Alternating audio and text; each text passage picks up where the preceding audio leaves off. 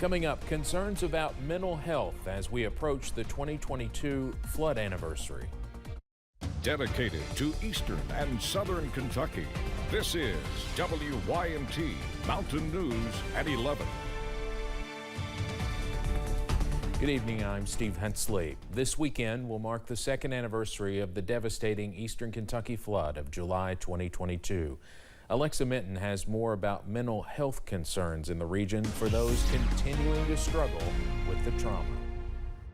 All of us that grew up in Appalachia, we were, raised to pull ourselves up by the bootstrap, not ask for help, and just kind of put your head down and get the job done. This weekend marks the second anniversary of the historic Eastern Kentucky flooding event that claimed the lives of 45 people. It's an anniversary for some that might bring up reminders of stress and anxiety felt in the heat of the moment. Things like an anniversary or just any time that there's bad weather or calls for flooding, it can really bring the body and the mind back into the space, that experience, that acute stress response.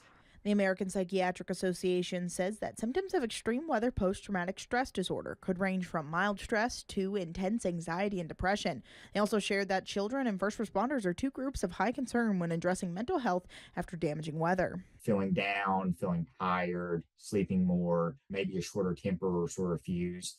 Those can be kind of telltale signs for someone that's experiencing some depression or just, stress from remembering what happened. And while Eastern Kentucky has already rebuilt so much of what was lost, ARH and other behavioral health options are encouraging those struggling with the second anniversary of flooding that it's okay to not be okay. And asking for help with mental health struggles is just another way to showcase Kentuckians' resilience. It's rewiring the way that you're thinking about this and understanding too and being cognizant of, hey, I'm stressed, I'm anxious, I'm feeling depressed. Because of the event that I experienced, not because it's likely that it's going to happen again. That's the way that people kind of heal from this, is that they start recognizing the patterns in their thoughts and reach out for help. For WKYT, I'm First Alert Meteorologist Alexa Minton. If you or a loved one is struggling with anxiety or depression as the anniversary approaches this weekend, you can visit ARH's website for behavioral health options and resources, or you can call 988 for the Crisis Lifeline here in Kentucky. We did pick up a little bit of rain across eastern Kentucky today. Some places not much, some places around a quarter of an inch. Take a look here at the latest as of the top of the hour.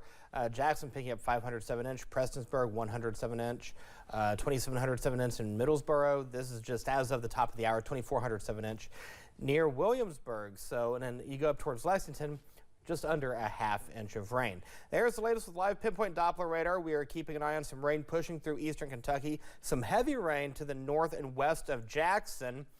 No lightning being picked up with that cell, so there's a little bit of good news there. Go up towards the north and east, though, we are seeing some lightning at this time. And you can tell as we go throughout the past several hours how it just kind of started to get its act together. We made it in the 70s and 80s today. That trend will continue as we go throughout the day on Wednesday. And I'll have the First Alert forecast coming up in a few minutes. Steve. Eric, thank you. Vice President Kamala Harris hit the campaign trail today in the battleground state of Wisconsin as the likely Democratic presidential nominee.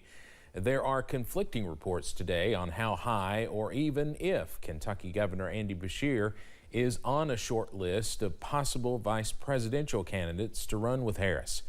Now, Beshear told me earlier today, if asked to join Harris on the ticket, it's something he would have to consider. Well, if I thought that there was a place that would put me in a room to put that next 400 or 500 job factory, in a place like Eastern Kentucky, in your viewing area, that's something I'd at least have to consider, because I've seen the good that we can do, and I want to keep that going. Tomorrow night, President Biden will address the nation at 8 o'clock on his decision to drop out of the race. You can watch my full interview with Governor Beshear on Issues and Answers Monday night at 7 on WYMT. We also talk about the second anniversary of the 2022 flood. This election is certainly putting a spotlight on Kentucky right now, highlighting both Governor Beshear and the East Kentucky connections of former President Donald Trump's vice presidential pick, J.D. Vance. The two have traded blows over Appalachia. Jeremy Toms has more from Breathitt County. Growing up, no, I thought this was just a hole-in-the-wall place that nobody would have ever, heard of. For some of those born and raised in Breathitt County, Kentucky, they say if people had heard of them, it came through negative stereotypes. But by last week, their talk of the town mirrored the nation's interests. When I first found out, I said Vance, and I was trying to rewind. We started looking, and I seen who his relatives was and stuff, people that I know personally. Former President Donald Trump picked J.D. Vance to be his Republican running mate, a man whose family roots run through the county. The Breathitt Advocate saying that includes the Pan Bowl area, where Noah Nichols lives. It's surreal to even think about it and even speak of it, yeah. But with Governor Andy Beshear as a possible VP pick for the Democrats, opinions and votes may be split. Since Andy's been in there, he's been godsend for Breathitt County. The county has voted twice to elect President Trump and twice to elect Governor Beshear. Hey, man, you gotta love it, Breathitt. They keep you on your toes, man. they really do. Hey. It's also called Vance's connections to Kentucky into question. Some people are proud that he's kind of bringing the light to it. Some people are more against it, as in he wasn't like a true Appalachian. Where may the county lean this time? And him being down here, boots on the ground, really spoke to a lot of people. And President Trump, I know a lot of folks around here, they like him. They can't say, but they're just hopeful it will lead to proper representation for their communities at the federal level. In Breathitt County, Jeremy Toms, WKYT.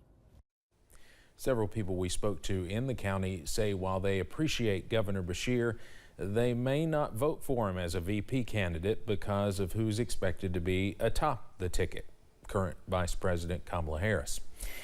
Despite the director of the Secret Service saying she would not leave her position previously, Kimberly Cheadle has chosen to resign. This 10 days after the attempted assassination of former President Donald Trump.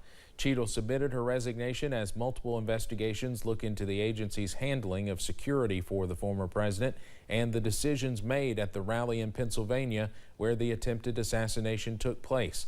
Lawmakers on both sides of the aisle have been calling for Cheadle's resignation. A jury has found former state lawmaker John Tilley not guilty of rape. The Lexington Herald-Leader reports the jury acquitted him after 5 hours of deliberations. Tilley is a former Democratic representative. He was also a cabinet member under former Republican Governor Matt Bevin. A Central Kentucky mother is accused of strangling her daughter, then forcing her to stay in a dog cage. But from jail, the mother tells us a much different story. Sheila Mann is facing numerous charges, including criminal abuse and unlawful imprisonment. WYMT's Phil Pendleton has more on the allegations and what police are saying. Social Services began investigating accusations of abuse at this home on Norwood Drive in Richmond, and then police got involved. Based upon the evidence and the statement from the victim, Miss Mann was charged with several criminal offenses to include strangulation, wanton endangerment, and in criminal abuse first degree. Police say Mann's 10-year-old daughter said she was strangled, was thrown to the floor. Her mother then sat on her back and tied her hands with twine.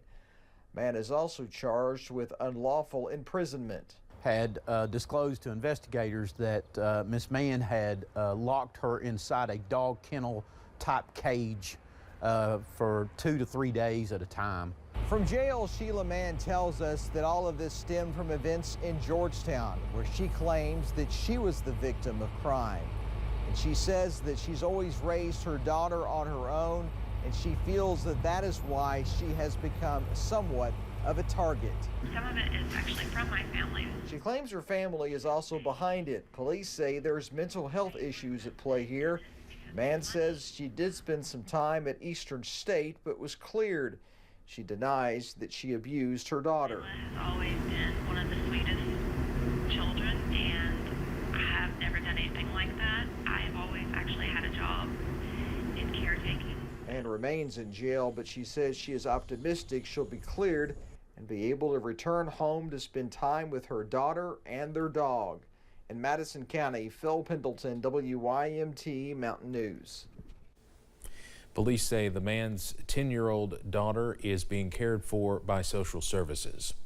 A suspect in a recent Perry County triple shooting case is now facing a different charge. Emily Collins appeared along with Treston Combs in district court for preliminary hearing today. Combs is accused of killing Anthony Crow Stidham and Braxton Marlowe and injuring David Sumner. Collins was charged with complicity to murder, but after further discussions and evidence presented in the courtroom, officials changed Collins' charge to facilitation. It's hard to miss the new Perry County Ambulance Authority location near the intersections of Highway 80, Highway 15, and the Hal Rogers Parkway. Officials at the city, county, and state level came together to celebrate during a ribbon-cutting ceremony. Medical Director Dr. Bart Francis says they will be able to better train EMTs in the new space, ultimately improving the care they are providing. Judge Executive Scott Alexander says not only will this impact the emergency crews, but everyone in the county. We wanted to make the ambulance service as good as possible for the employees to begin with, but we also knew for the citizens of this community that location was critical. And so moving from the facility we was at to this location will not hurt any run times, but what it will do, it will allow us to serve parts of this community at a much better time. The department is also still providing ambulance services in Knott County. The agreement started in 2023 after Knott County's ambulance service shut down. A former University of Kentucky basketball player is sharing his battle with a rare form of bone cancer less than 2 weeks after his right leg was amputated above the knee. Todd Svoboda was diagnosed with osteocarcinoma in 2014. For the past decade, the Big Blue Nation has rallied around him and his family. Grayson Passmore has the story. In 2014, Todd Svoboda felt a bump on the inside of his knee that wouldn't go away. I told Francie, my wife, I said, I need to have this checked out. And I did. I went into UK and they quickly got me and diagnosed that it was osteosarcoma, which is a very rare form of bone cancer. At 42 years old, Svoboda began a fight with cancer that doctors typically only see in those in their teens and early 20s. But the former UK basketball player learned over the next 10 years that he wasn't alone in the battle.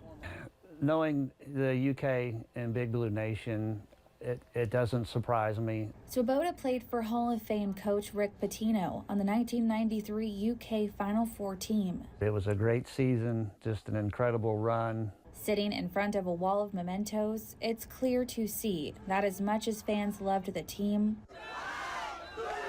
Svoboda loved them right back. It means a lot, it just touches your soul. And after a decade, Svoboda learned he'd need BBN support once again. We got a really bad infection late May. On Thursday, July 11th, Svoboda's right leg was amputated above the knee. Devastating for the former Wildcat, his family, and the many who love him. We go back probably 20 years. When Malcolm Jennings learned Svoboda needed a prosthetic leg to continue his active lifestyle as a father and athlete, he started the fundraising efforts. They're wonderful people. Todd deserves everything. After the surgery, Svoboda wasn't sure he wanted to tell this part of his story. And, sorry.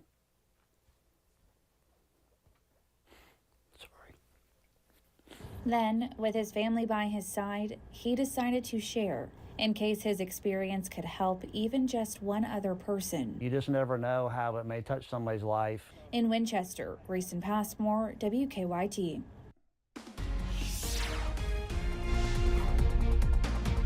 Coming up, one Eastern Kentucky Police Department is hosting a memorial golf tournament. And rain chances remain in the forecast. We'll tell you when we may see a little bit of a break coming up in a few minutes. Stay with us. Say the